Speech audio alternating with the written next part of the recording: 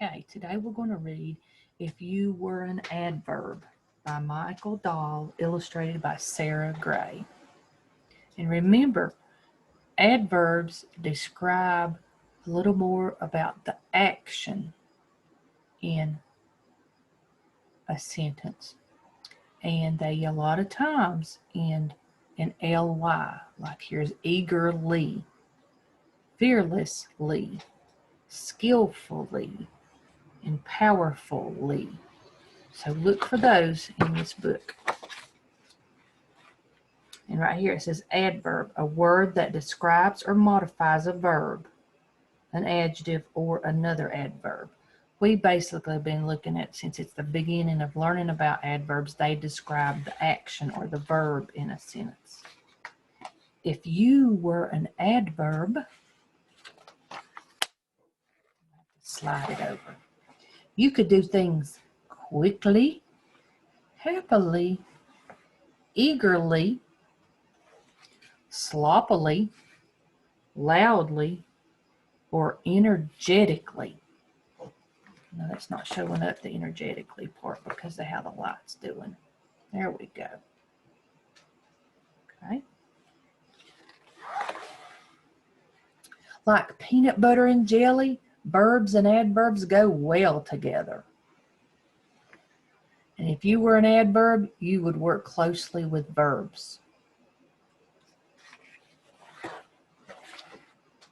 Verbs tell us something happened. If you were an adverb, you could tell us how something happened. The snowboarder skied gracefully down the mountainside. So how did he ski? Gracefully. But he fell awkwardly at the bottom. How did he fall? Awkwardly. If you were an adverb, you might have a tail. Many adverbs end in the letters ly. How did the bear dive? Perfectly. There's the ly. Clumsily, ly again, and speedily. The volleyball player hit the ball sharply and powerfully. A player on the other side jumped fearlessly into the air. If you were an adverb, you would work at the beginning, the middle, or the end of a sentence.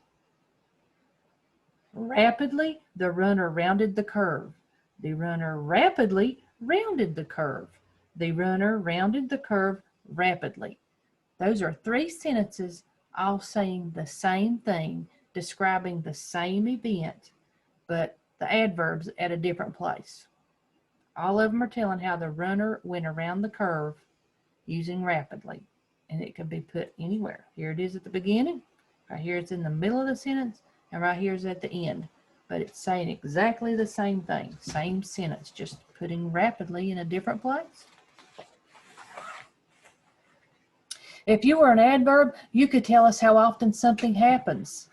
The long jumper always jumps more than 20 feet, which is 6 meters. And then bottom one down here, the long jumper often jumps more than 28 feet, which is 8.5 meters. So this is telling how often, always or often. The opposite of that would be never or ever. If you were an adverb, you could tell us something is going to happen. You could be something now, later, today, tomorrow, or yesterday. Some teams will play now. Now is the adverb in that one.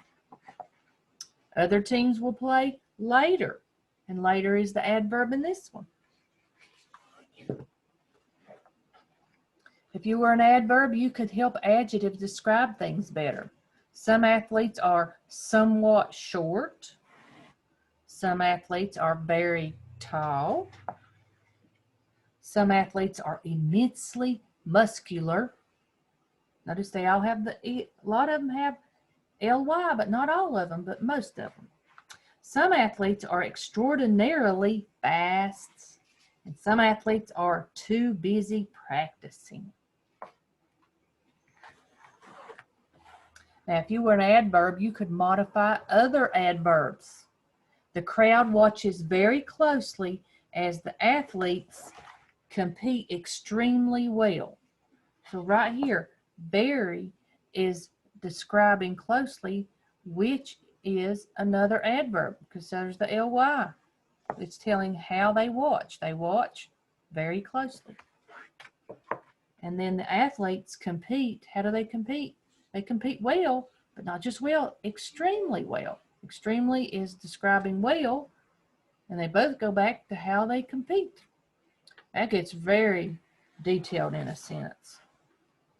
You would put together super sentences if you were an adverb. And that's what we're going to be looking at a little bit later, at super sentences, once we've got through everything with our nouns, verbs, adjectives, adverbs, and then we're going to look at another thing about like prepositional phrases, and then we'll be ready for super sentences. All right, I hope you enjoyed if you were an adverb.